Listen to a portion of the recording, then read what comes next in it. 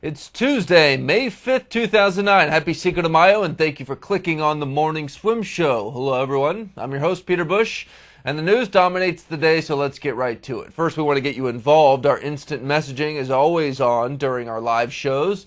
Just send your questions or comments to the username Morning Swim Show on Yahoo or AOL Instant Messenger.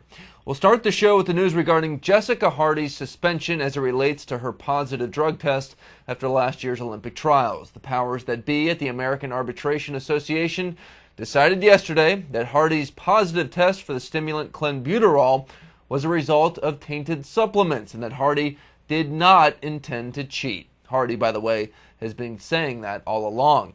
This still doesn't take away the fact that a banned substance was in Hardy's bloodstream at the Olympic trials and perhaps helped her performance, but the mitigating circumstances mean that her suspension from competition has now been cut from 2 years to 1. That puts Hardy's return to the sport at July 31st after the World Championships. More importantly, Hardy may not be able to compete in the 2012 Olympics since the IOC made a policy last year that an athlete who's suspended for more than 6 months will not be allowed to compete in 2 straight Olympic Games. So Hardy's next goal is to get that sentence reduced from 1 year to 6 months so she can indeed continue training for 2012. A panel from the American Arbitration Association and the Court of Arbitration for Sport will consider that matter at a later date, and we will stay on top of this story and bring you any new information on swimmingworld.com. Moving on now, in Rio de Janeiro today, the Brazilian nationals are starting, and the country's Olympic hero, Cesar Cielo, is racing in the prelims and semifinals of his gold medal event, the 50 free.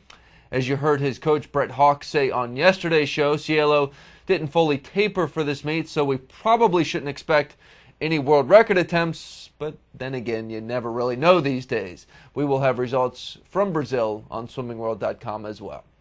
And finally, we have some much-needed good news about college swimming programs. This fall, Daytona State College in Florida will start a men's and women's swim team, and Steve Lochte, the father of Ryan Lochte, will be the head coach.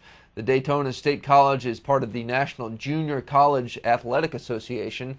The school's already found a great way to raise some money for the team and bring some attention to the program. Enter Ryan Lochte and Charlie Lideker. We all know Lochte is one of the greatest swimmers in the world right now. Lideker is a 45-year-old master swimmer who thought it would be fun to race Lochte in the 200-yard IM, sell tickets to the event, and raise some money for the school. So here's how it went. Lideker got a 15-second head start and was actually leading going into the final 25, but Lochte used that famous dolphin kick of his to surge ahead and barely out-touch Lideker.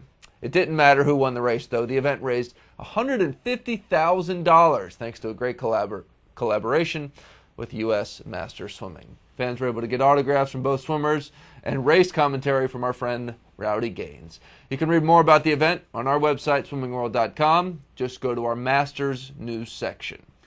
And starting Thursday, USA Diving will have a full plate in Fort Lauderdale. The AT&T USA Diving Grand Prix runs from Thursday through Saturday with many of the world's best divers in attendance, including Olympic gold medalist Guo Jingjing from China. Then divers will take part in the selection camp to pick the teams going to Rome in the synchronized diving events. We're going to take a quick break right now, but when we come back, we'll talk to John Wingfield, who will have a couple of divers at the meet this weekend. We'll be right back.